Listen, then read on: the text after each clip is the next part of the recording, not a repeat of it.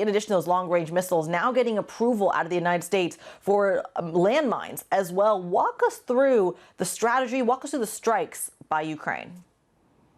Yeah, Kriti, it was a lot of news to get through yesterday, and a lot of sort of very considerable and potentially very influential news when you hear about Russia sort of renewing its nuclear doctrine. So it was sort of important to unpick this, and that's why you saw so much risk aversion sort of rip through the markets yesterday. But what we got yesterday was basically the first strikes of these ATACMS missiles by the Ukrainians within Russian territory. What is interesting about this was expected after Biden had sort of approved this from the G20 meeting to allow the Ukrainians to strike within Russia. Why it was significant is that they struck within the Bryansk region, which is not the Kursk region. And the understanding from the early reporting was that these permissions were for use within the Kursk region. So that was sort of one reason why people were sort of paying close attention to this. The second was that Putin signed into decree a new nuclear doctrine. And this I will read just sort of verbatim because it's sort of very important here. Basically saying that Russia will also view an attack on its territory by a non-nuclear state, i.e. Ukraine, that is supported by a nuclear power, in this case potentially the United States, as a joint assault. They're not going to be drawing that distinction anymore,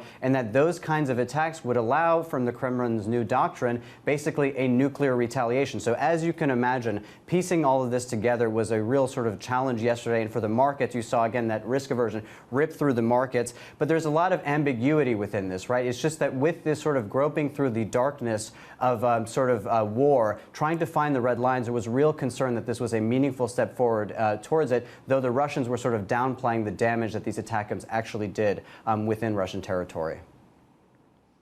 Escalation with a twist, Ollie, to your point. The idea here that maybe some tough language, maybe a little bit more bark than bite. Walk us through the position of some of the other allies around Ukraine. Do they share the same view, the same sentiment as the United States when it comes to these long-range missile attacks?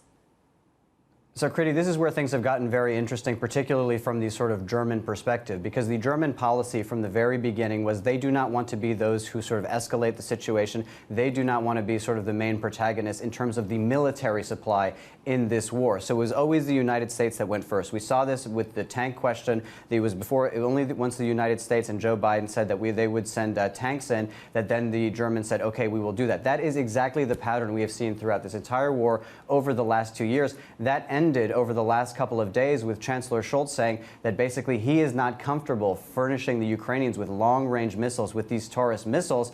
And he is not necessarily, though, in the majority view within Germany. You have the opposition candidate who is potentially, at this point, most likely to be the next chancellor, Friedrich Merz, saying that they need to be delivering these missiles. But this is also across the political spectrum. I spoke to a lawmaker yesterday, just moments after we got this news out of Putin, about what the Germans should do. Have a listen to what he had to say.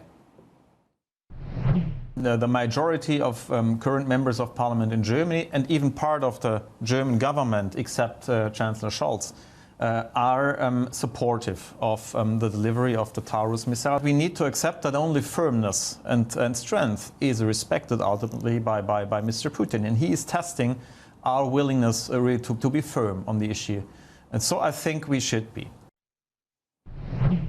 So as we count down to the election on February 23rd, this is actually potentially one of the last orders of businesses that could get before the Bundestag and could actually pass, allowing the Germans to deliver these Taurus missiles to the Ukrainians despite the Chancellor's objections.